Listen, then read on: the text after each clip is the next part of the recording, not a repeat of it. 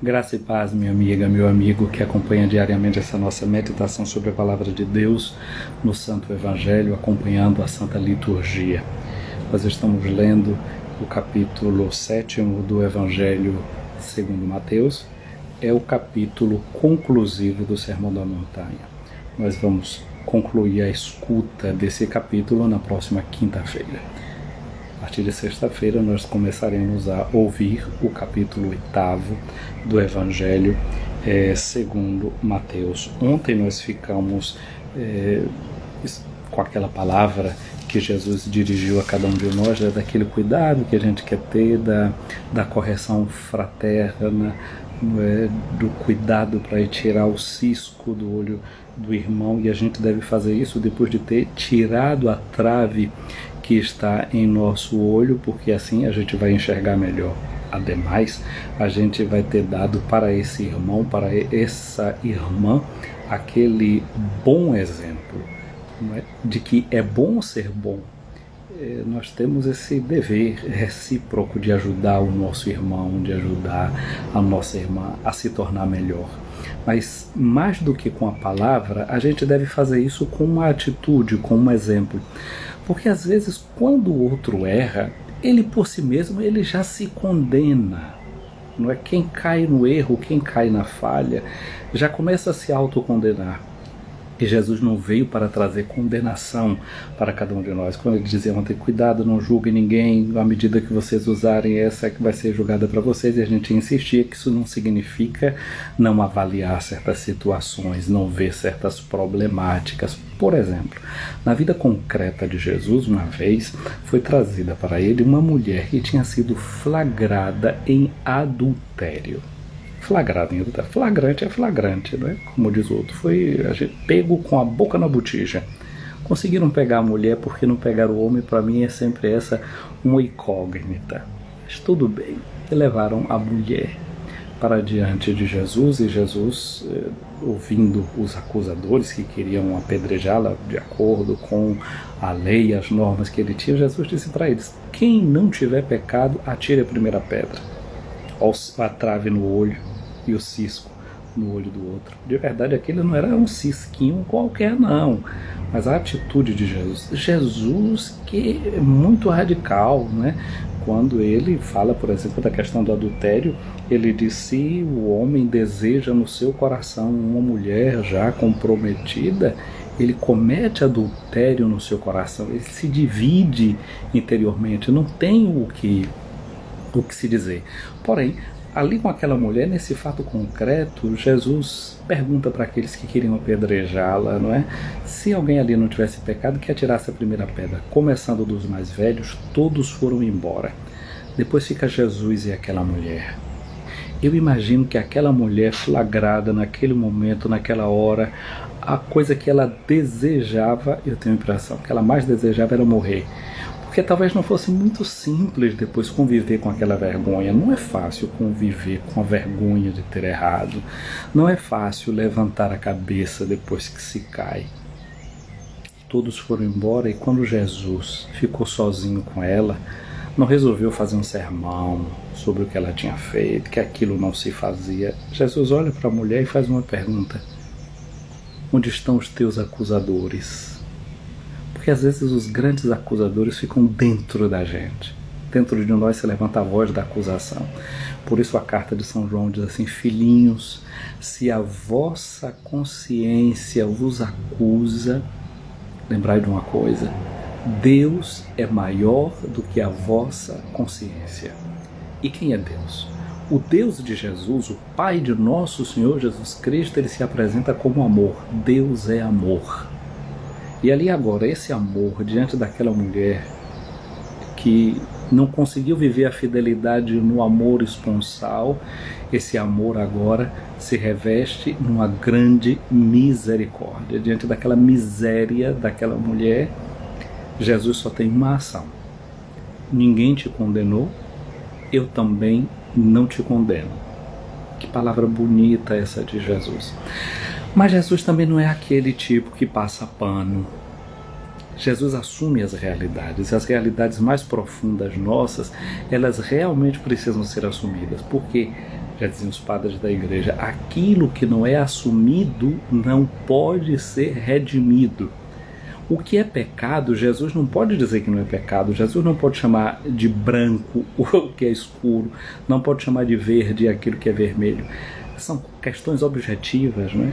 Como a gente diz assim, o desenho é um 6, isso aqui é um 6 ou um 9, depende do lugar que você se colocar, depende do ponto de vista. Não é depende do ponto de vista, não. Há regras, há questões que são objetivas, e dentro de uma certa objetividade a gente chama o branco de branco e o preto de preto. E pecado tem que ser chamado de pecado, erro tem que ser chamado de erro, e pecador tem que ser amado. Deus ama o pecador, embora rejeite o pecado, porque o pecado só nos faz mal, o pecado só nos destrói, o pecado só nos corrói. Por isso Jesus, diante daquela mulher, ele não precisava fazer um discurso de moral, não era um discurso moralista, ele faz um discurso teológico e diz: ninguém te condenou, eu também não te condeno, agora vai e não peques mais. Dá uma grande responsabilidade àquela mulher. Dá uma grande responsabilidade àquela mulher, porque Jesus sabe que o pecar vai nos conduzir a amarguras. O pecar vai deixar sempre um gosto ruim na boca da gente. Mas Deus está sempre disposto a perdoar, sempre que Ele encontra o nosso arrependimento. Quando Pedro disse: Senhor, quantas vezes eu devo perdoar o meu irmão? Se ele peca e vem me pedir perdão 7 vezes, Jesus não disse: eu perdoar até 7 vezes, eu te digo até 70 vezes 7. Jesus não propõe nada para alguém que ele não esteja e não seja capaz, não seja o primeiro a seguir o exemplo. Ele, porque assumiu a pregação de João Batista, que era a pregação da conversão, por causa da vinda do reino, ele entrou na fila dos pecadores para ser batizado também. Ele não precisava ser batizado, ele não tinha pecado, mas por solidariedade, para mostrar para nós o caminho a ser seguido, ele entrou naquela fila e recebeu o batismo de João. Jesus é aquele que se identifica com cada um e cada um de nós, e se identifica com os mais necessitados, como nós vimos ontem, não é? Ao dizer, não é, aquela medida que seria usada para cada um de nós, é a medida que ele usará conosco na hora final. Tive fome, tive sede, não é? E assim sucessivamente. Então Jesus é esse que nos vai dando os grandes exemplos. Então ele deu aquele exemplo concreto de perdão, de amor e de misericórdia.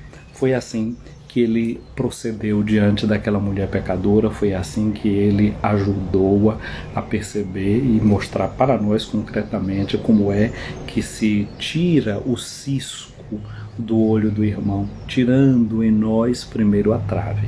Temos uma série, não é, destes grandes e bons exemplos dentro da Sagrada Escritura. Continuamos hoje essa leitura. Jesus nos deu o bom exemplo e nos mostra o caminho, como é que a gente deve seguir, porque esse é o caminho que traz para nós realização e felicidade. O capítulo 7 de hoje, versículo 6, depois os versículos de 12 a 14. Aqui tem uma questão muito interessante, porque o ontem no falar de tirar o cisco do olho do irmão, tirando primeiro a trave do nosso, né? Aí Jesus começa dizendo assim, continuando o que dizia ontem: não deis aos cães as coisas santas, nem atires vossas pérolas aos porcos, para que eles não as pisem com os pés, voltando contra vós vos despedacem. Olha que coisa muito interessante. Saber calcular a hora certa. A ação boa feita na hora errada pode ser um desperdício de oportunidade, um desperdício de energia. Na hora da cabeça quente, não adianta você querer... Olha o que diz que Jesus fez com a mulher pecadora, né? A mulher já estava ali tomada de vergonha, de dor. Não adianta que agora fazer um discurso muito grande sobre a questão muito profunda dos vínculos matrimoniais. Não adiantava jogar muita doutrina na cabeça dela. O que é que ele disse? Ninguém te condenou, eu também não te condeno. assegura a relação com ela, depois vai e não peques mais. Quando Jesus curou também um homem num dia de sábado, aquele homem era paralítico, depois Jesus também vai dizer para ele ter cuidado de não acontecer, de não voltar a pecar, para que não acontecesse coisa pior. O pecado sempre pode nos trazer coisa pior. Agora, Jesus aproveita a ocasião, não faz tudo no mesmo momento. Há uma pedagogia da correção fraterna. Portanto, se o irmão está no erro, está numa confusão, não adianta ali naquele momento querer fazer um discurso muito grande. É preciso conseguir estabelecer o vínculo, que o vínculo de amor não seja quebrado. Depois sim se aprofunda, porque senão o que é que vai acontecer? Se a gente joga as pérolas aos cães, atira para os porcos as pérolas, a gente vai perder a ocasião. Portanto, é na hora certa que a gente deve dirigir a palavra a alguém, aprofundar. Às vezes um filho está ali naquela situação, não é, de faz uma coisa que você está precisando corrigi-lo, faz daquele modo justo para aquela hora e depois aprofunda a questão em outro momento. Não desperdiçar todas as energias. Aqui Jesus fala, né, de não atiçar as pérolas aos porcos, aos cães. O que é que acontece? Porque às vezes parece que a gente tem essas atitudes, né? Na psicologia moderna se fala muito de atitudes reptilianas, não é? De que a gente funciona com o nível límbico do cérebro, uma parte muito primitiva que existe dentro de nós. Há momentos em que essas partes primitivas querem tomar a voz dentro de nós e não adianta querer entrar em discussão com essa parte primitiva do ser humano. Deixa para falar com a razão na hora que a razão está ali manifestada, né? Agora o camarada está bêbado, está sei lá o que, drogado. Ali a gente mostra o amor, mostra o interesse, mostra o carinho que seja necessário, mas deixa para fazer a palavra de reflexão e aprofundamento quando ele estiver sóbrio, quando você tiver condição de falar com ele, não de falar com ela que está ali tomando conta dele, seja qual tipo de droga ou de sentimento negativo que esteja possuindo a pessoa. Encontrar a hora certa para fazer os ajustes de contas, não é? A chamada DR, que hoje em dia está na moda. Um dia me falaram assim, eu fiz uma DR, eu lá sabia o que era DR, e aí me disseram que agora eu já nem sei o que é, discutir a relação, eu acho que é isso, né? Fazer a DR. Deixa para fazer a DR, a discutir a relação, quando a panela não estiver fervendo. Joga primeiro água na fervura. Depois que a fervura baixou, aí sim é possível discutir, aprofundar as coisas, chamar atenção para certos aspectos que precisam ser corrigidos. Aí Jesus continua a sua palavra dizendo, né? Tudo quanto quereis que os outros vos façam, fazei também a eles. Lembra que ontem eu dizia que tirar o cisco, a trave do olho, para que a gente ao irmão não desse apenas uma palavra, mas desse um exemplo. De novo volta essa temática aqui no dia de hoje. Há no mundo antigo, seja na Bíblia ou nas diversas culturas, uma chamada regra de ouro. E qual é a regra de ouro? Não faças aos outros aquilo que tu não queres que te façam. Jesus não apresenta essa regra de uma forma negativa do não fazer ao outro aquilo que eu não quero que seja feito a mim. Ao contrário, Jesus faz uma proposta positiva.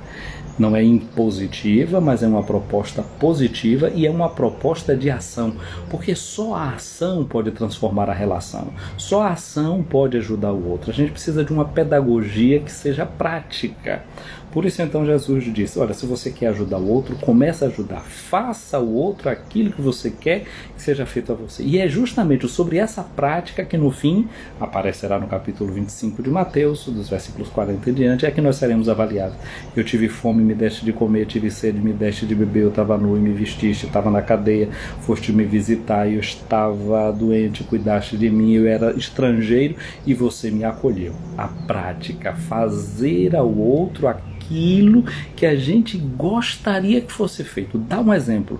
Porque o mundo novo, o mundo que é presença do reino, deve começar dentro da gente.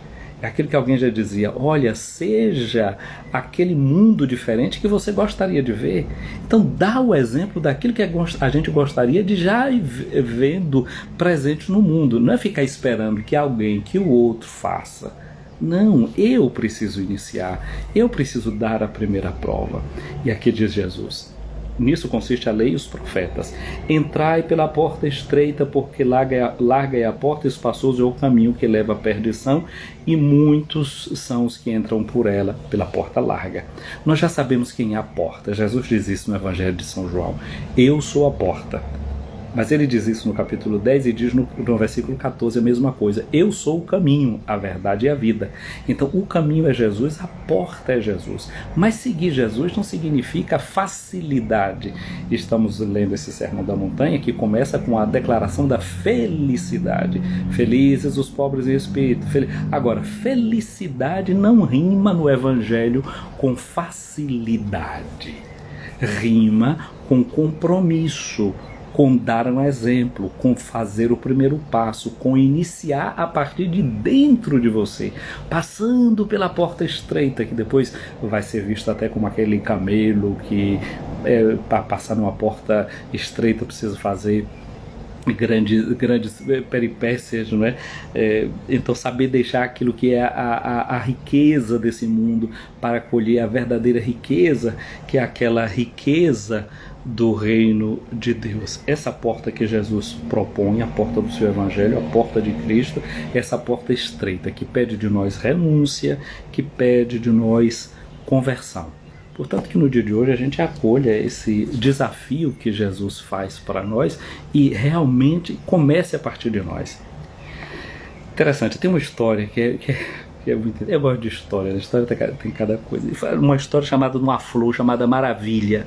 Não sei se vocês conhecem uma flor chamada Maravilha. Eu realmente, a flor chamada Maravilha, quando eu lembro dessa flor, eu sinto uma dor tão grande, porque na área que eu morava, eu nasci na periferia da minha cidade, onde moravam gente pobre, e todo enterro, né, no caixão dos pobres, normalmente enchia de maravilha, uma flor chamada Maravilha, porque ela agarrava aqueles galhos de maravilha, enchia o caixão de maravilha, e a gente que ia acompanhando o enterro ia com os móis de maravilha na mão, acompanhando esse enterro. Então, quando eu falo nela, me vem essa lembrança. Mas existe uma história de uma flor chamada Maravilha, não é? Que a moça que levasse para o rei a flor Maravilha, ela se casaria com o rei.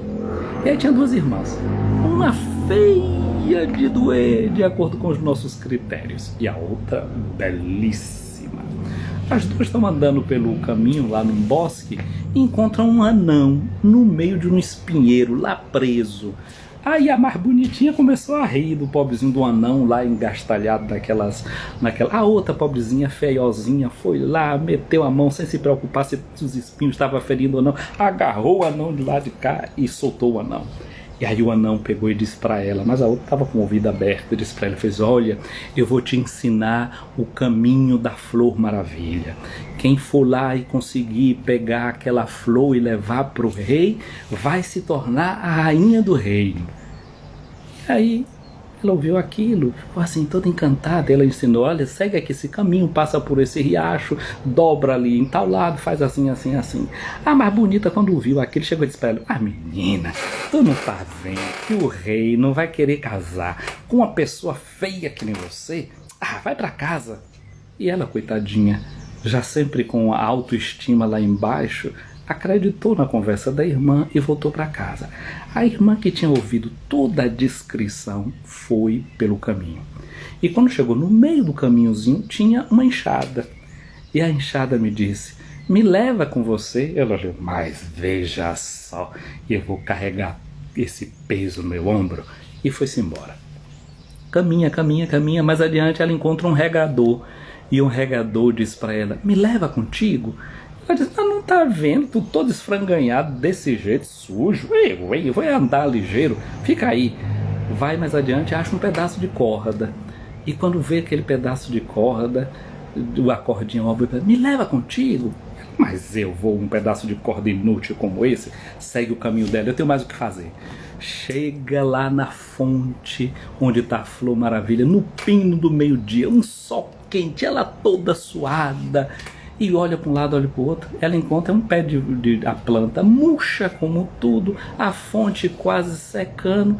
Ela fez: anãozinho miserável, se eu te encontrar de novo eu te enfio lá naquele espinheiro. E voltou para casa irritada. E quando chegou em casa encontrou a irmã. Aí ele pensou: vai, porque tu não vai lá ver o caminho como o anão te disse, não sei o que lá. E já se preparando para mofar, para troçar da irmã. No outro dia cedo a irmã seguiu o caminho. E aí quando chegou no meio da estrada, a enxada disse para ela: me leva contigo. Ela fez: como não? Quem sabe você até pode me ajudar nessa minha caminhada, eu vou conversando com você. Faz um pedaço de estrada, encontra o regador, e o regador: me leva contigo. Ela: claro que te levo, quem sabe você pode até me ser útil em alguma coisa. Pegou o regador e chega na metade, mais da metade do caminho, encontra a corda. Quando encontra a corda: me leva contigo. Ela: claro, eu já estou trazendo aqui esses dois companheiros, você pode muito bem vir comigo. Agarrou a corda e chegou na fonte ao meio-dia, no pino do sol. Chegou lá, encontrou na beira da fonte a Flor Maravilha murcha, a árvore caída. Disse: ô, pobrezinha dessa árvore. Foi lá, pegou a terra com a enxada, cavou, jogou terra, pegou o regador, encheu de água e viu que a árvore estava toda caída de lado. Pegou a planta, amarrou com aquela corda numa árvorezinha, e aí a planta ficou ereta e ela começou a molhar. E na medida que ela começou a molhar a planta, a florzinha começou a levantar o talo, se endireitar, e ela viu aquela Flor Maravilha, realmente uma maravilha diante dos seus olhos. Ela agarrou a Flor Maravilha e começou a ir ao encontro do rei. Agora ela não notou uma coisa, que na medida que a florzinha se ajeitava, ia mostrando a sua beleza, ia transmitindo a beleza dela para ela. E quando ela chegou na casa do rei, levando a planta, ela era a mulher mais bela do reino. E o que aconteceu? O rei pediu a mão dela em casamento e a fez a verdadeira rainha. A gente vai se transformando na medida que vai fazendo o bem. Porque ela soube fazer o bem ao anão, ela escutou uma profecia, uma promessa de um casamento do futuro. Porque ela foi capaz de sair levando os instrumentos necessários para cuidar da planta. E quantos instrumentos necessários a gente pode carregar que num primeiro momento pode parecer inútil na vida da gente, mas pode ser útil no momento em que a necessidade se manifesta para a gente fazer o bem. Portanto, que no dia de hoje, entre a história do Evangelho e essa historinha de carochinha, como diz a minha mãe, a gente possa tirar um exemplo de sabedoria para a nossa vida. Sempre buscar fazer o bem. E essa certeza de que na medida que a gente faz o bem que a gente quer que o outro faça a gente vai sendo transformado interiormente. É bom ser bom. É interessante que na língua grega, tanto a palavra bom como a palavra belo, muitas vezes ela se confunde. Tanto é que quando a gente vai traduzir em língua portuguesa aquela palavra de Jesus que ele diz: eu sou o bom pastor, a gente está traduzindo aquilo que em grego diz: eu sou o belo pastor, porque beleza e bondade caminham juntas. A bondade não é só uma questão de estética, a bondade também passa por uma ética. E aí a gente vai vendo o quê? Nessa historinha dessa menina, ela foi transformando uma beleza que ela já carregava dentro dela e que parecia que o físico não demonstrava, mas talvez fosse o olhar de quem estava por perto dela, que não enxergava a beleza que ela carregava dentro. Mas na medida em que ela ia se exercitando no bem, mais bela ela ficava. Quem sabe o dia de hoje é uma oportunidade para a gente ficar ainda mais belos, descobrindo que a beleza pode nascer sobretudo mais de uma ética do que de uma estética. Do ponto de vista humano, a gente diz assim: se a gente olhasse para uma irmã Dulce dos pobres, a gente vê fisicamente já não tinha mais beleza, Se a gente diz isso, pode dizer de Madre Teresa de Calcutá. Não era que tinham as medidas das Miss Universo, da Miss isso, Miss aquilo, Miss aquilo outro, mas tinha uma ética que ultrapassa qualquer estética. Elas não estavam cultivando uma beleza de ordem física, nem uma beleza de ordem intelectual, do campo da inteligência ou do mundo do espírito, da razão, mas elas estavam cultivando uma beleza que pertence ao mundo da santidade. E no mundo da santidade não conta nada daquilo que sejam as aparências físicas ou mentais. Até pessoas que aparentemente se diga que não estão bem psicologicamente, elas podem alcançar a santidade. Por exemplo, a irmã de Santa Teresinha do Menino Jesus, que era uma irmã visitantina, o processo de santidade dela está indo para frente. E muitas vezes, a partir do ponto de vista psicológico, dizer alguém que sofria de um problema que se chama de esquizofrenia. Mas nem isso é uma barreira para a beleza da santidade se manifestar. Deus pode fazer de santos a quem Ele deseja. Portanto, permitamos que ressaia de dentro de nós essa beleza que Jesus nos propõe com o seu Evangelho. Minha gente querida, quero aqui então fazer chegar o meu abraço a quem vai acompanhando a nossa live: a Ana Maria Barreto, a Adriana, a Edilene Borges, a Maria Passos, Dayara Souza, Lely Francine, Bia Cláudia, a Loma, aí em Santo Antônio de Jesus, Geralda Lima, aí, Conceição do Almeida, São Felipe, não é? Aí nas divisas, Maria Eureni Abreu, um abraço para você. Silvia Fernandes está dizendo aqui que ela já tomou. Como foi isso aqui, Silvia? Chá, já fez muito chá de maravilha amarela. Olha, que eu não sabia que é bom para tosse. Essa Silvinha sabe tudo, essa menina.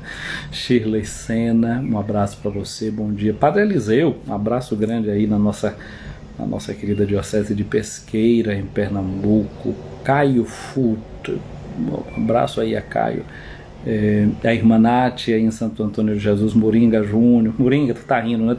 Eu acho que na casa da tua avó tinha pé de maravilha junto do muro, viu, Moringa? Eu não tenho bem certeza, não. Parece que tinha. Tinha uma casa aí pela Bela Vista que tinha um pé de maravilha. Tinha tudo quanto era quintal. Edilene Borges, Will Oliveira, um abraço. Rosa Santos, Edilene Borges, diz o quê? Sim, que conhecia o pé da maravilha, não é? Padre Carlos Gomes, um abraço grande aí, o Padre Carlos Gomes em Goiânia, um abraço, querido. E o nosso abraço também a Dom Washington Cruz, né, o teu arcebispo, que eu tive a alegria de conhecer quando ainda um menino, em 1979, em Santo Antônio de Jesus, pregando as Santas Missões passionistas, não é? Cantando às 4 horas da manhã, não é? Dom Washington, Frida cantando Vinde pais e vinde mães, vinde todos à missão, para cuidar como cristão, de alcançar a salvação. Alegria grande ter a tua presença aqui. Quem vejo mais aqui, Gil Camelo, Deus te abençoe. Gil Guapuarte, um abraço. Dayara, eu já falei aqui. Padre João Vitor, um abraço aí na nossa Campina Grande. Padre Tiago Saletino, filho da nossa Diocese de Amargosa, aí agora no Paraná, um abraço para você.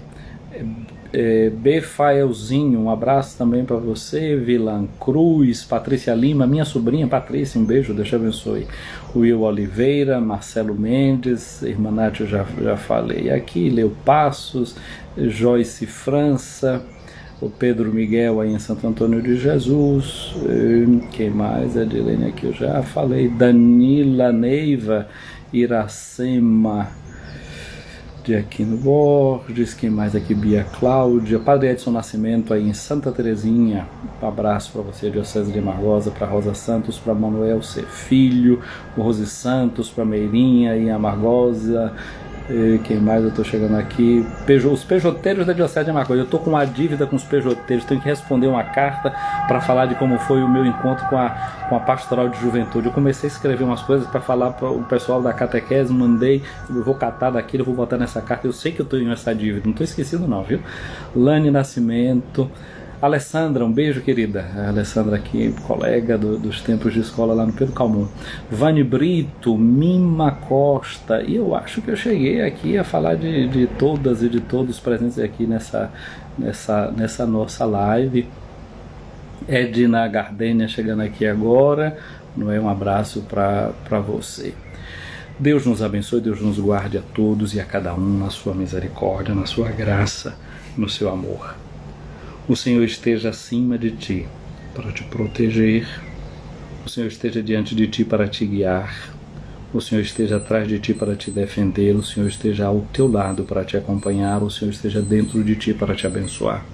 A bênção de Deus Todo-Poderoso, o Pai, o Filho e o Espírito Santo, desça sobre ti, minha amiga, meu amigo, e permaneça para sempre. Amém. Uma abençoada terça-feira para vocês. Eu queria falar de Abraão.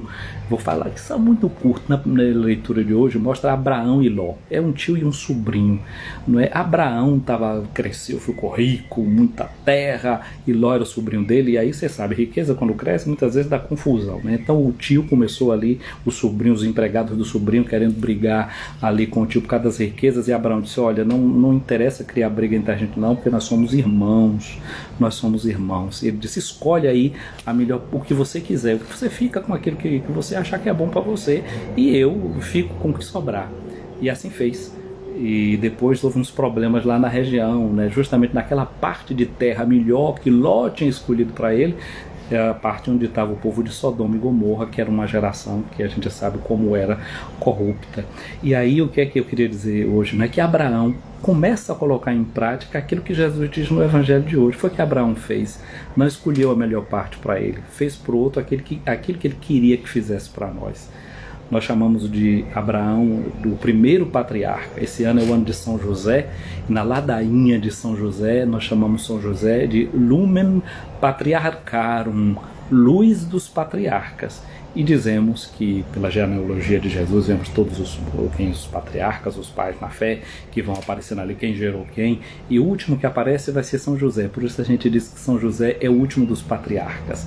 Se Abraão é o nosso pai na fé, a gente não pode esquecer São José, nosso pai na paciência, nosso pai na fé e na obediência. Então peçamos pela intercessão de São José que a gente possa encarnar na nossa vida esses valores do Evangelho do seu Filho Jesus, que de alguma forma Abraão já começava a viver. Por isso ele é o nosso pai na fé, por isso ele é um exemplo para nós. Que com a intercessão de São José e o exemplo de Abraão também dentro dos nossos olhos, nós possamos viver bem o dia de hoje. Fiquem com Deus.